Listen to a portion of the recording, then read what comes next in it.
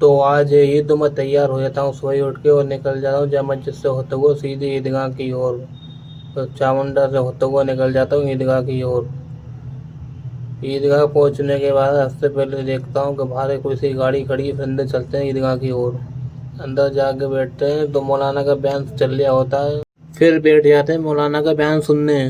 اما بعد، اللہ تبارک تعالیٰ نے قرآن شریف میں قربانی کو بڑی تفصیل سے ذکر فرمایا ہے۔ وَلِكُلِّ أُمَّةٍ جَعَلْنَا مَنْسَكًا لِيَذْكُرُوا اسْمَ اللَّهِ عَلَى مَا رَزَقَهُم مِّن بَهِيمَةِ الْأَنْعَامِ، کہ یہ قربانی خالی تم لوگ نہیں کر رہے ہو، بلکہ یہ حضرت آدم علیہ السلام سے چلی آ رہی۔ جتنے مذہب، جتنی امتیں، جتنے نبی آئے ہیں، سب نے قربانی کی۔ صرف اس امت کی اور پچھلے امت کی قربانی میں یہ فرق ہے کہ اس امت کے لیے قربانی کا ٹائم دیا گیا ہے، 10 تاریخ، 11 تاریخ، 12 تاریخ، 3 دن کا ٹائم دیا گیا ہے۔ یہ ٹائم حضرت ابراہیم علیہ السلام کے عمل سے اس امت کو یہ ٹائم دیا گیا ہے، ورنہ پچھلی امتیں قربانی تو کرتی تھی لیکن یہ ٹائم ان کے لیے نہیں تھا۔ ایک تو یہ بات صاف ہے کہ ہر مذہب کے اندر قربانی ہے، قرآن بتا رہا ہے، اللہ بتا رہا ہے، جس نے پیدا کیا ہے وہ بتا رہا ہے۔ فرمایا جس نے پہلا انسان پیدا کیا زمین پر، وَاتْلُ عَلَيْهِمْ نَبَأَ ابْنَيْ آدَمَ بِالْحَقِّ إِذْ قَرَّبَا قُرْبَانًا۔ اللہ نے فرمایا پیارے حبیب ان لوگوں کو، اپنی امت کو بتائیے کہ پہلا انسان جو ہم نے دنیا میں پیدا کیا تھا اس نے بھی قربانی کی۔ جب پہلے انسان نے قربانی کر لی تو اب بعد والوں کا اپنے آپ ثابت ہو گیا، یہ قرآن ثابت کر رہا ہے۔ قربانی کب کی جائے گی؟ اِنَّا أَعْطَيْنَاكَ الْكَوْثَرَ فَصَلِّ لِرَبِّكَ وَانْحَرْ، پہلے نماز پڑھیے اس کے بعد قربانی کیجیے، نماز سے پہلے قرآن بتا رہا ہے۔ یہ سارا نظام ہے۔ اللہ تبارک تعالیٰ نے، جو لوگ نہیں بیچارے جانتے ہیں وہ سمجھتے ہیں یہ ظلم ہو رہا ہے، وہ سمجھتے ہیں یہ ظلم ہو رہا ہے، ان کو پتہ نہیں کہ اس دنیا میں ہر شخص ظلم کر رہا ہے۔ اگر یہ ظلم ہے تو آپ اگر کھیت جوت رہے ہیں گیہوں بونے کے لیے، گوبھی بونے کے لیے، تو بھی آپ کو ہل چلانے میں لاکھوں لاکھ جیو کی ہتیا کرنی پڑتی ہے۔ بچ کے دکھائیے ہتیا سے، اگر یہ ہتیا ہے۔ یہ نہیں ہے کہ کمزوروں کی ہتیا کر دو اور طاقتور کی ہتیا مت کرو، ایسا تو نہیں۔ اگر وہ کمزور ہیں، ان کی آوازیں نہیں ہیں، تو وہ زیادہ مستحق ہیں کہ ان پر رحم کیا جائے۔ لیکن انسان جانتا ہے کہ اگر وہ ہل نہیں چلائے گا تو کھائے گا کہاں سے، سبزی اگائے گا کہاں سے؟ ہر چیز کے اندر جیو ہے۔ لہذا یہ سمجھنا کہ یہ ظلم ہے، یہ ہمارے عقل کی کمی کی وجہ ہے۔ دنیا کا کوئی انسان آم کھاتے ہو بڑے شوق سے، ذرا آم کے باغ رکھانے والوں سے پوچھو کہ وہ کتنی دوا چھڑکتے ہیں جیو کو مارنے کے لیے، کتنی دوا چھڑکتے ہیں۔ یہ کھاد ڈالنے والوں سے پوچھو یہ کھاد کیوں ڈالتے ہیں؟ یہ جیو کو مارنے کے لیے ڈالتے ہیں کہ ہمارا گیہوں، ہماری سبزی ہم تک پہنچ جائے اور یہ دوسری جیو اس کو کھانا لے۔ کون ہے جو جیو کو نہیں مارتا ہے؟ کوئی نہیں بتا سکتا، ہر شخص اس کے اندر شریک ہے۔ لہذا یہ کہنا کہ یہ ہتیا ہے، یہ ان کی عقل کی کمی ہے۔ اور خالی اس بقرعید کے موقع پر مسلمان کو ہی ٹارگٹ کیوں کیا جاتا ہے؟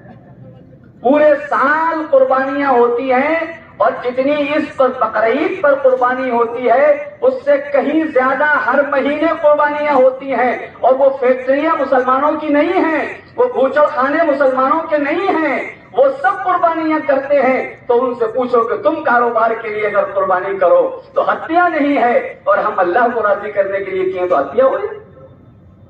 ایسا نہیں ہے۔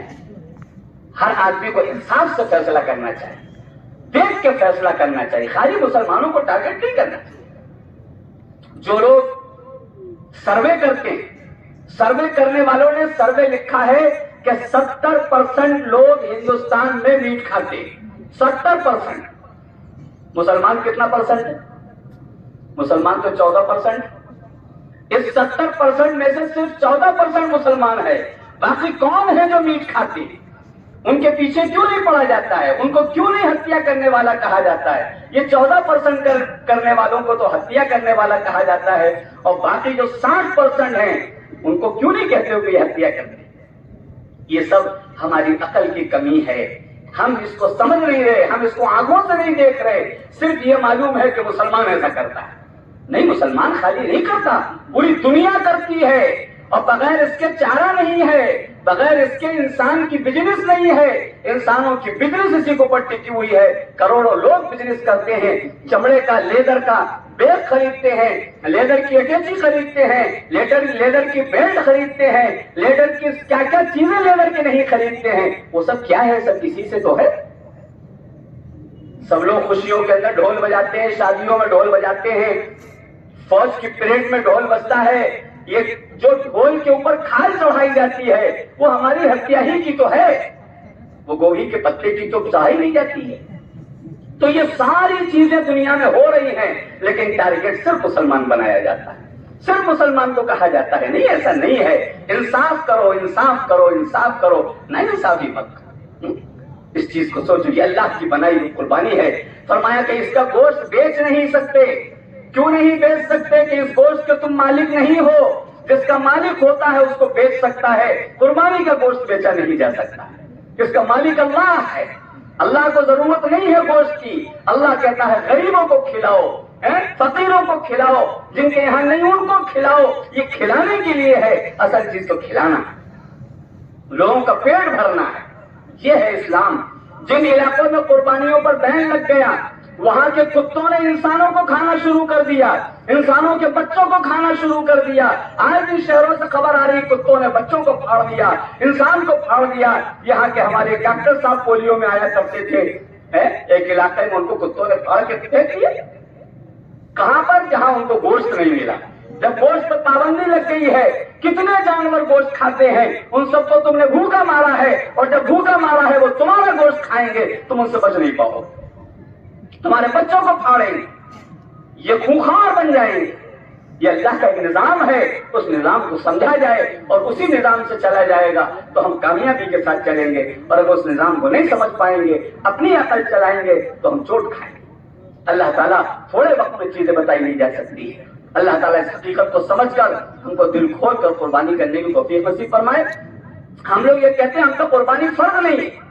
اے لوگوں، پیارے حبیب امام الانبیاء صلی اللہ علیہ وسلم نے 10 سال قربانی کی، اور 10 سال میں 1 سال بھی اللہ کے حبیب پر قربانی فرض نہیں تھی، فرض نہیں تھی. پھر بھی آپ نے کی. 100 اونٹ کی قربانیاں کی، اور 2 میڈے قربان کیے. ایک میڈا فرمایا میری طرف سے، اور ایک میڈا میری امت کی طرف سے. اللہ کے حبیب ہم کو یاد رکھیں اور ہم یاد نہ رکھیں. ہم کہیں ہم پہ فرض نہیں ہے، ہم کہیں ہمارے پاس پیسہ نہیں ہے، ہم بہانے بنائیں. کیسے لوگ ہیں اپنے بچوں سے قربانی نہیں کراتے؟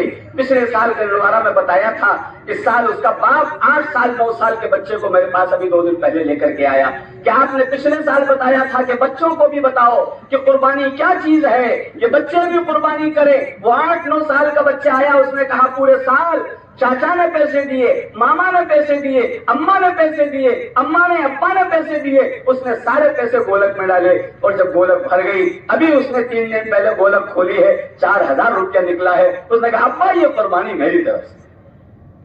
یہ ہیں 8-8 9 سال کے بچے. ہم نے اس نظام کو اپنے گھروں سے نکال دیا ہے. بچے جانتے نہیں قربانی کیا ہے، جوان جانتے نہیں قربانی کیا ہے، کیا چیز ہے یہ، اور کس کو راضی کرنا ہے. گوشت کو نہیں، گوشت کھانے کے لیے نہیں، یہ اللہ کو راضی کرنے کے لیے قربانی کی ہے. جانور کو لٹا لو تو کہو انی وجہت وجہی للذی فطر السماوات والارض حنیفا. اے آسمان و زمین کے پیدا کرنے والے، تو نے ہی ہم کو پیدا کیا، تو نے ہی جانور کو پیدا کیا، تو نے ہی کاٹنے کا حکم دیا. لیکن میں چھری چلانے سے پہلے یہ کہتا ہوں، جب تو حکم دے گا کہ اپنی گردن کٹا دو تو میں اپنی بھی گردن کٹا دوں گا. تب اس پر چھری چلانے کی اجازت ہے. پہلے کہو کہ میں اپنی بھی گردن کٹانے کو تیار. ملک کو ضرورت پڑے گی اپنی گردن کٹا دے. اسلام کو ضرورت پڑے گی اپنی گردن کٹا دے. ہم راضی ہیں اللہ اپنی گردن کٹانے کے لیے، یہ کہنے کے بعد جانور پر چھری چلانا، اس سے پہلے نہیں. تو اب یہ فلسفہ ہے پورا، اس حقیقت سے ہم بہت دور ہو چکے ہیں. ہم کو پتہ ہی نہیں، ہم جانور کے سامنے کھڑے ہو کر اللہ سے باتیں نہیں کرتے. پیارے حبیب نے جو باتیں کی ہیں اس باتوں کو کیا جائے گا تب قربانی کی جائے گی. صفحے بنا لیں. اچھا وہ یہاں ایک چیز رہ گئی، یہ آپ کا ماشاءاللہ یہ پلر کھڑے ہو چکے ہیں، اب اس کی دیوار اور ادھر کا پلستر باقی ہے، اور ہر بقرعید پر 1-2 منٹ دیے جاتے ہیں کہ جس کے پاس جو ہے وہ لا کر اس محراب کے اندر ڈال دے، اور یہاں جو ہے بس جتنا ہے جلدی سے اس کو ڈالے تاکہ جو ہے اس کام کو عید کی نماز کو شروع کیا جائے. یہ ہر عید کا عمل ہے، اور ماشاءاللہ اتنے پیسے آ جاتے ہیں کہ جس سے کام ہو جایا کرتا ہے. یہ اللہ کا نظام ہے، آپ سب کے اخلاص کی برکت ہے کہ اس محراب میں. پھر فائنلی نماز کھڑی ہو جاتی ہے. اس کے بعد نماز پڑھنے کے بعد ہم نکل جاتے ہیں عیدگاہ سے قبرستان کی طرف. اگر ویڈیو پسند آئی ہو تو ویڈیو کو لائک اور چینل کو سبسکرائب کر دیں. اور تو فائنلی ہم پہنچ چکے ہیں قبرستان، اور پاپا کی دعا کرنے والے ہیں اپنے ہم.